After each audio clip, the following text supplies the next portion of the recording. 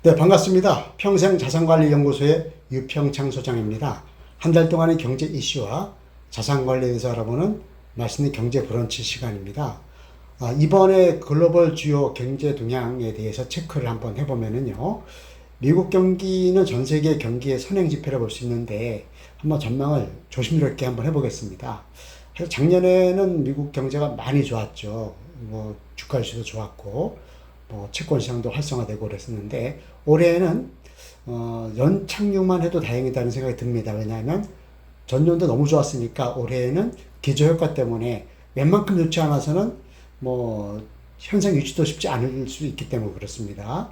그래서 올해 미국의 경기는 경제 전망치는 1.5% 정도로 GDP 성장률을 예상을 하는 부분이 있고요. 그리고 미국의 근원 소비자 물가라고 있습니다. 이런 부분이 이제 그 경제 펀더멘탈일 수 있는데 이 부분이 여전히 높아요. 하지만 살짝 둔화세가 이제 보여집니다. 이게 미국의 물가 상승이 안정이 돼야지 상승률이 멈추거나 하락해야지만 미국도 금리를 인하할 수 있는 명분이 쓰는 거거든요.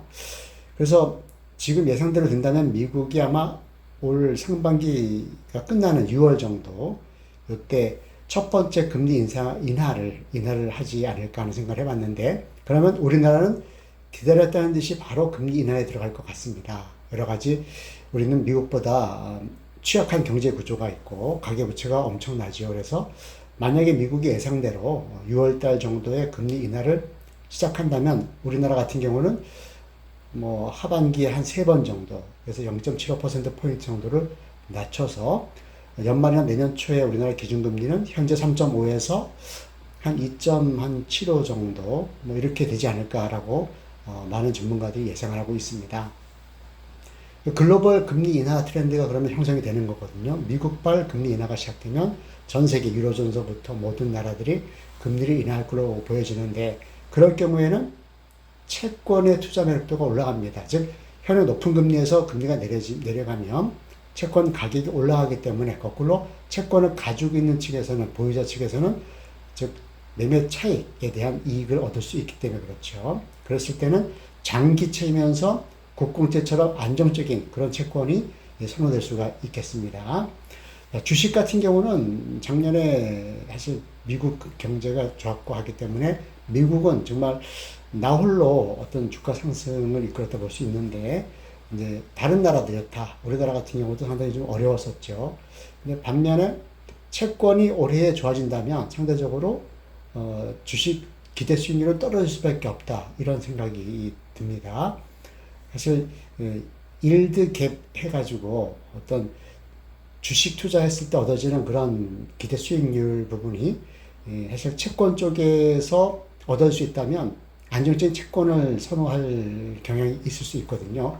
위험한 주식에서 한 일정 부분 수익을 얻는 것보다 상당히 안정적인 그런 채권 쪽으로 자금이 쏠리면서 주식에 대한 유동성이 조금 주춤하지 않을까 하는 생각을 해봤습니다. 그럼에도 불구하고 주식 투자 수익률은 박스권에서 일정한 수익률이 나오지 않을까, 이런 생각을 해봤습니다.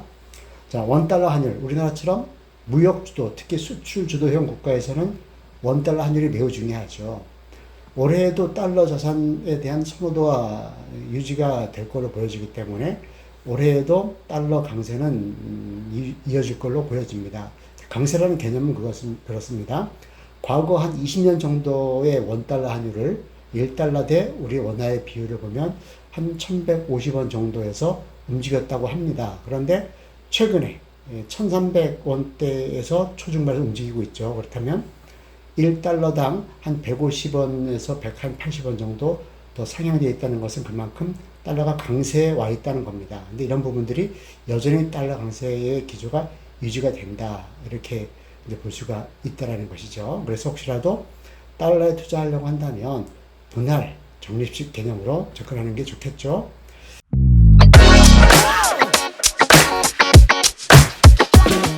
자, 7대 경제지표를 한번 살펴보겠습니다. 경제심리지수는요, 93.3으로 그전 달에 비해서 1.8포인트가 올랐고요. 소비자심리지수도 101.9로 살짝 그전 달보다 올랐습니다. 반면에 제조업 업황 실적 BSI 지수는 70포인트로 100보다 훨씬 하회되어 있어서 여전히 이 기업 경기는 좋지 않을 것으로 보여진다라는 전망이 우세합니다. 무역 수지는 다행히 지난달에 42억 9천만 달러 흑자가 나서 9개월 연속 흑자 행진을 이어가고 있습니다. 외환보유액은요, 최근 통계가 4,157억 달러 정도가 돼서 환산하자면, 원화로 환산하자면 550조 대 정도에서 움직이고 있는 것 같습니다. 이 부분은 우리나라가 세계 외환 보유액으로 봤을 때는 미국은 뭐 자국 통화니까 빼고 세계 한 9위 정도 이렇게 하고 있습니다.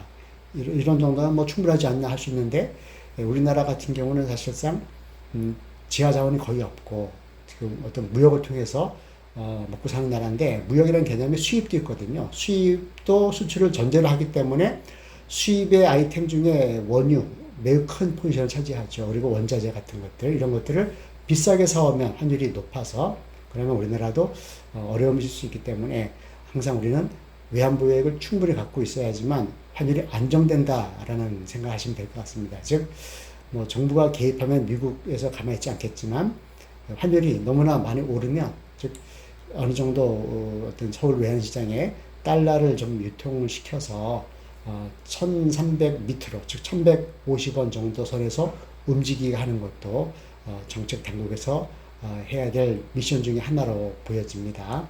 주가 지수는요, 캔들 차트 월봉으로 봤을 때 제가 보고 있는 6대 지수 모두 다 양봉으로 좀 이렇게 플러스가 됐습니다. 보면 코스피 같은 경우는 지난달 월봉 차트로 봤을 때 5.82%가 올랐고요. 코스피가 5.8%, 코스닥이 7.97% 이렇게 올랐습니다. 미국은 다우존스가 2.22%, 나스닥이 6.1% 이렇게 해서 여전히 견조한 시장을 보여주고 있고요. 상해 종합지수라든가 홍콩 항생 같은 경우는 좀 그동안 힘들었다가 지난달에는 각각 8.13%와 6.63% 올랐습니다. 그래서 지난달은 주식에 대한 또 수익률이 전체적으로 좋았다라고 볼 수가 있겠습니다. 금리 보겠습니다. 3년 만기 국고채 수익률이 3.350%입니다. 기준금리가 3.5니까 비슷하게 가는 거죠. 그래서 이 부분은 큰 변동 없이 약간 높은 상태에서 유지되고 있다, 이렇게 볼 수가 있겠어요. 그리고 상호저축은행 예금금리는 3.6으로 변동이 없었습니다.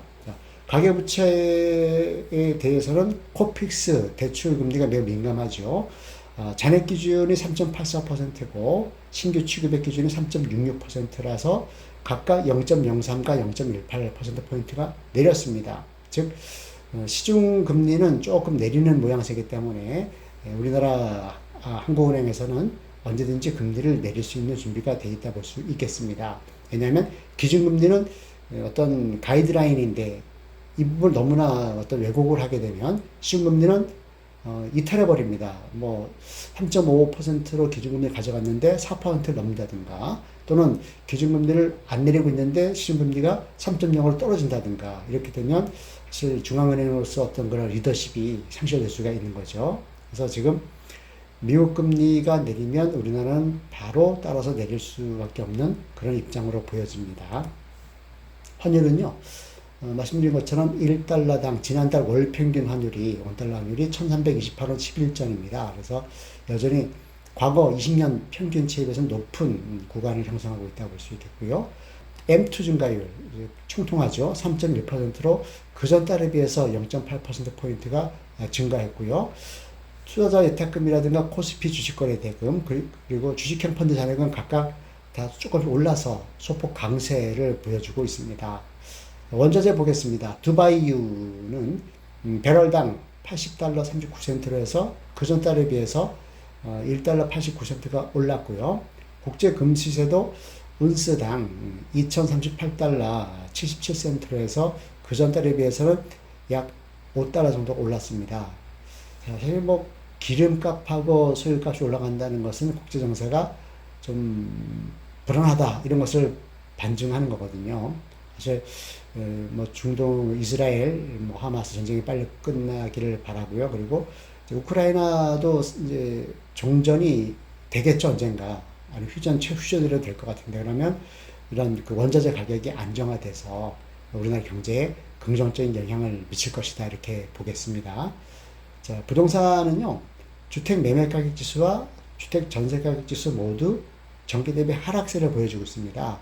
그래서 정부에서는요, 주택, 특히 아파트 가격이 갑자기 내리는 경착륙을 방지하기 위해서 뭐 특례보금자리론이라든가 최근에는 뭐 신생아론이라고 하죠. 신생아, 즉 아이를 낳은 그런 부모에게는 저리로 거액의 대출을 해주는 이런 식으로 해서 약간 얼어붙은 부동산, 특히 주택시장에 자금을 좀 투여하는 이런 것을 보여주고 있는데 그 부분도 사실은 뭐 엄발을 오줌 넣기라는 표현이 있죠. 아주 엄청나게 많으면 좋은데 뭐 한 일정한 금액 이상 되면 그 예산이 소진되면 더 이상 해줄 수가 없습니다. 그래서 그런 부분은 어떤 경착륙을 방지하는 정도, 즉 연착륙을 유도하는 그 정도 선에서 효과를 발휘하고 있기 때문에 주택, 특히 아파트 시세의 어떤 하락세는 계속 이어질 것으로 보여집니다. 이번 달에도 성공적인 자산 관리 하시기 바랍니다. 수고하셨습니다.